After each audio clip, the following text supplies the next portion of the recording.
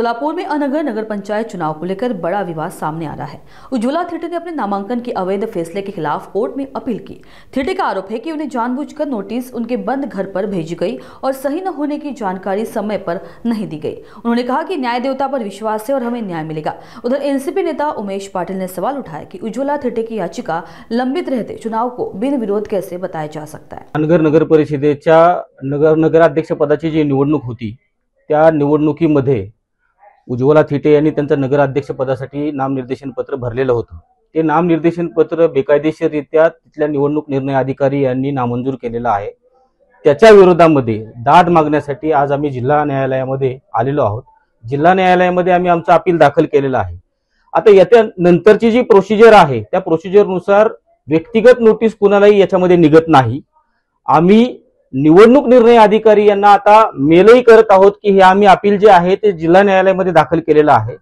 त्याचबरोबर त्यांना आम्ही कुठे येऊन ते द्यायचं हे देखील आम्ही विचारत आहोत। त्यानंतर सुद्धा पुन्हा सुरक्षेचा मुद्दा येतोच, परंतु आम्ही मेलही केले आणि त्यांना व्यक्तिगत बोलून आम्ही ही नोटीस जी आहे त्यांना देत आहोत।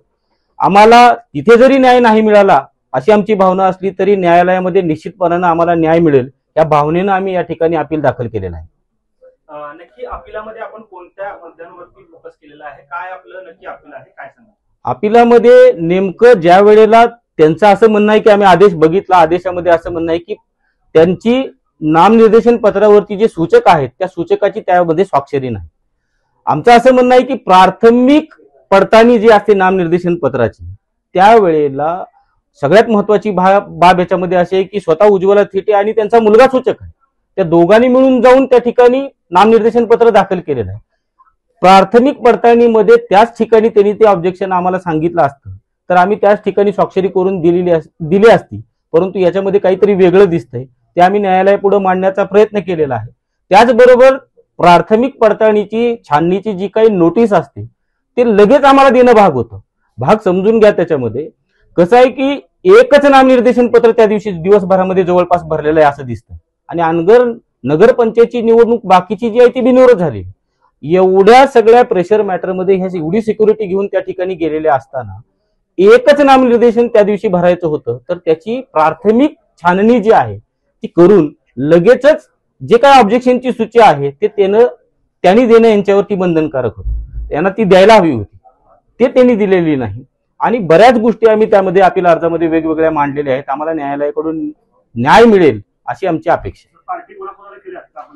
याच्यामध्ये नॅचरलीच कायद्याप्रमाणे याच्यामध्ये जे पक्षकार आहेत गैरअर्जदार म्हणून आपल्याला करावे लागतात, त्याच्यामध्ये निवडणूक निर्णय अधिकारी एक, त्यांचा जो असिस्ट करणारा दुसरा सहाय्यक निवडणूक निर्णय अधिकारी आहे तो 2, त्याच्यानंतर तिसरे कॅन्डिडेट म्हणजे ते पाटील म्हणून ज्यांनी उमेदवारी त्या ठिकाणी दाखल केली आहे त्या, आणि शिंदे म्हणून ज्यांनी आमच्या नामनिर्देशन पत्रावरती त्या ठिकाणी ऑब्जेक्शन घेतलेलं आहे, हे 4 त्याच्यामध्ये रिस्पॉन्डंट म्हणून आम्हाला दाखल करायला लागतात।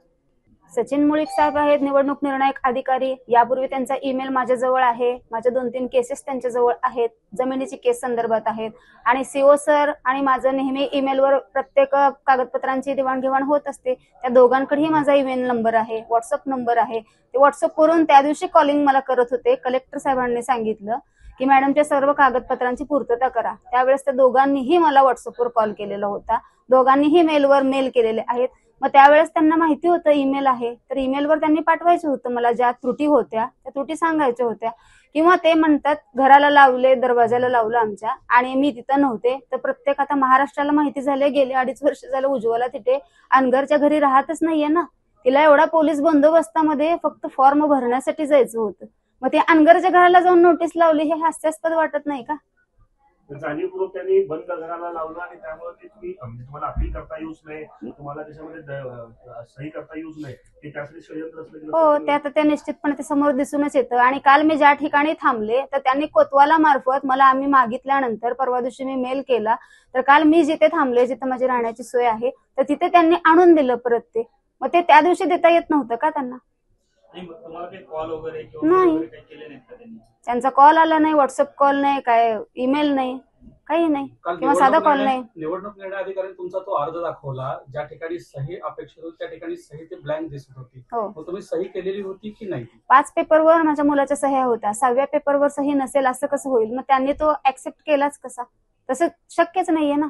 बरं जर झालं असेल तर त्यांचं लगे काम होतं सांगायचं, दुसऱ्या दिवशी त्यांनी 4 वाजता बंद घराला जाऊन लावतात. याच्यावरून लक्षात घ्या ना, जी व्यक्ती तिथे राहतच नाहीये म्हणून त्यांनी मला शौचालयाचा दाखला दिला नाही. शौचालयाचा दाखला मागण्याचा मी त्यांना मेल केला सीओ सरांना, तर त्यांनी मला रिटर्न मेल केला की तुम्ही तिथं राहत नाहीयेत, पुण्याला असता 2 वर्ष झालं, ते वापरात नाहीये. जर शौचालय वापरामध्ये नाहीये तर त्याचा दाखला आम्ही कसा द्यायचा? मग तुम्ही गोष्ट सांगा, मी पुण्यावरून इथं टॉयलेट युज करण्यासाठी यायचं का? मग मला त्यांनी दाखला देणार होते का? त्यांनी दिलंय हास्यास्पद गोष्ट, तसं मला त्यांनी मेल केलेलं आहे. आणि पुन्हा त्या बंद घर आहे ह्यांना माहिती असताना तिथे जाऊन नोटीस ह्या लावणं कसं आहे? मग हे संशयास्पदच आहे ना. घरचं आता सध्या तिथली स्थानिकची रहिवासी आहे, स्थानिकचं हे निवडणूक आहे, त्यामुळे मग तिथलाच पत्ता मला देणं गरजेचं आहे. आणि माझा पुण्याचा पत्ताही त्यांच्याजवळ आहे. आणि पुण्याच्या पत्त्यावर यापूर्वी सीओ बदर साहेब यांनी 2-3 वेळेला मला पत्र पाठवलेली आहेत अनगर नगरपंचायतची. त्या दिवशी मी स्पष्ट सांगितलेलं होतं सीओ साहेबांना, आता त्यांचं तिथे सीसीटीव्ही ते जर रेकॉर्डिंग होत असेल तर ते काढून शोधून पाहावं लागेल. मी त्यांना सांगितलं, सर मी उद्या 11 पासून छाननी आहे, पण मी व माझा मुलगा येऊ शकत नाही. भीतीपोटी कुठलाही वकील येणार नाहीये. साधं मला मोहोळमध्ये नोटरी कुठल्या वकिलांनी करून दिलेली नव्हती. मग आमचे वकील जर आले तर ते येऊ शकतील, किंवा वॉइस कॉन्फरन्स असेल तर सांगा की लिंक पाठवा, आम्ही ती जॉईन करू. तर त्यांनी मला स्वतः सांगितलं VC तरतूद काय ह्याच्यामध्ये नाहीये आणि तुम्हाला स्वतः यायचं असेल तर मला ठीक आहे, तुमच्यावर विश्वास आहे. आणि मोहोळचे PI यांना माझा कुठलाही संपर्क झालेला नाही. मी पोलीस प्रोटेक्शन मागितलं नाही माझा, कारण आमचे सर्व डॉक्युमेंट्स कलेक्टर साहेबांनी चेक केलेले होते. आम्हाला खात्री होती कुठलीही त्याच्यामध्ये त्रुटी आढळणार नाही, माहिती होतं. आता यांनी म्हणून सहीचा बरोबर विषय काढला. आम्हाला एकतर कागदपत्र नव्हती कोणती, तर प्रमाणित यादी 10/11/2025 प्रमाणेची आणि शौचालयाचा दाखला, आणि तिसरं म्हणजे बेबाकी दाखला, तर ते तिथे गेल्या गेल्या आम्हाला देण्यात आलेलं होतं. म्हणजे ह्यांना त्रुटीच नव्हती, ती मुलाच्या ह्याच्यावर